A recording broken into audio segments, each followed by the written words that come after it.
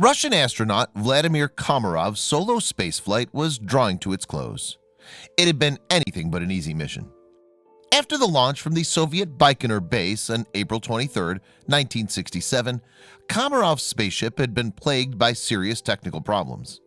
But then, after nearly 27 hours in space and 18 completed orbits of Earth, Komarov was headed back home. Komarov's flight aboard the Soyuz 1 had come at a time when the Soviet Union and the USA were locked in a battle for supremacy in space, what came to be known as the space race. The Cold War and intense conflict between the competing ideologies of communism and capitalism was at its height, and the space race was a proxy for that. The Soviets had taken the first major honors in the space race when Yuri Gagarin had become the first man to orbit the Earth in 1961 in the Vostok 1 spacecraft. Gagarin and Komarov were in fact close friends, and Gagarin would have been the man aboard the Soyuz 1 if Komarov had been unable to fly for some reason. Once docked, Komarov would transfer to Soyuz 2, and one of the two astronauts aboard her would take his place on the Soyuz 1. None of these complex maneuvers had been attempted before. The Soviets were keen on this elaborate mission, partly to get one up on the Americans, and partly because 1967 marked the 50th anniversary of the Communist Revolution. As we shall see, this complicated mission did not go to plan. But who was that astronaut who was launched into space aboard Soyuz 1? Vladimir Mikhailovich Komarov was born in Moscow in 1927 in humble circumstances. His father was a laborer, and the family was far from wealthy. Komarov started his schooling at the local elementary and is said to have shown early promise in math, a talent that would serve him well later in life. But the boy's education was interrupted by the outbreak of World War II hostilities between Russia and Germany. In 1941, aged just 14, Komarov had to leave school to work on a farm. But then when he was 15, he got a place at the 1st Moscow Special Air Force School. The institution was soon evacuated to Siberia because of the war. Komarov graduated from the school and went to the Chokhlov Higher Air Force School. In 1949, he qualified as a pilot and entered the Soviet Air Force with the rank of lieutenant. Komarov was then assigned to piloting fighter planes. In 1950, he found the time to wed Valentina Yakovlevna Kiselyova, a marriage that would produce 2 children. His Air Force career flourished and he was promoted to chief pilot. He also studied engineering, becoming a senior engineer lieutenant. In 1959, Komarov took on the role of test pilot at the Soviet Union's Central Scientific Research Institute near Moscow. And later that year came an even greater honor. He was invited to join some 3,000 other pilots for consideration as an astronaut on the Soviet space program and succeeded in getting into the final 20 hopefuls. Although in some ways he was perfectly qualified to be a cosmonaut with his extensive flying experience and engineering know-how, various factors were against Komarov's selection. Since an age limit of 27 had been declared, he was a bit too old at 32, and he didn't meet the height and weight standards.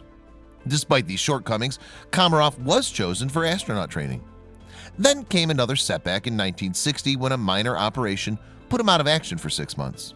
But Komarov was nothing if not determined, and he persuaded his superiors to readmit him to the training program. And on October 4, 1964, Komarov was selected for his first mission. With only 8 days to go before its launch from the Baikonur base, he was to be commander of Voskhod 1, flying with 2 crew members, Boris Yegorov and Konstantin Foktistov. The flight was a success, and it was the first space flight to include more than 1 astronaut, and the first during which the crew did not wear spacesuits. After a little more than 24 hours in orbit, Voskhod 1 landed safely, and the crew were reported to be in a buoyant mood, although Komarov was exhausted. Nicely for him, he was promoted to colonel, awarded the prestigious Order of Lenin, and named a hero of the Soviet Union. Then Komarov and his old friend Gagarin were drafted into the next major Soviet space project, the Soyuz program. In 1967, Komarov was selected to pilot the first Soyuz mission, a solo flight. Gagarin was named as his reserve to be the pilot if for some reason Komarov had to withdraw. The plan for the Soyuz 1 mission was ambitious to say the least. As we've seen, it involved not just one spacecraft, Soyuz 1, but also the second, Soyuz 2. The plan was that Soyuz 2 would be launched soon after Soyuz 1, and the two would rendezvous in space and dock together. Both Komarov and Gagarin became increasingly concerned about what they saw as design defects in the Soyuz 1 craft, and Gagarin even wrote to Soviet President Leonid Brezhnev about his reservations. It's been said that Komarov only agreed to pilot Soyuz 1 because if he withdrew, Gagarin would have to take the job. Loyalty to his friend meant that Komarov could not do this. In fact, Komarov was so anxious about the shortcomings of the Soyuz 1 craft that he stated that if he died during the mission, his funeral should be an open coffin. That would demonstrate the danger that the authorities had put him in by insisting on going ahead with the flight. With these strong misgivings, but ever the professional, Komarov prepared for his mission. The launch was on April 23, 1967, and things started to go wrong from the outset. The craft had two solar panels that were folded for launch. One of them failed to open properly, meaning that the ship did not have enough power to operate. Even the manual controls were compromised. It was now clear to ground control that the mission was going badly wrong. It was decided that Soyuz 2 would come to the rescue of Soyuz 1, attempting to repair the malfunctioning solar panel.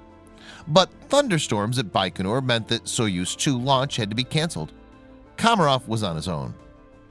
After having orbited Earth 18 times, Komarov now ignited his retro rockets to start his descent. But there was another devastating equipment failure. The two parachutes designed to slow the craft down failed to deploy as intended. Komarov now hurtled to the Earth's surface at some 90 miles per hour. Crashing into the ground, it burst into flames.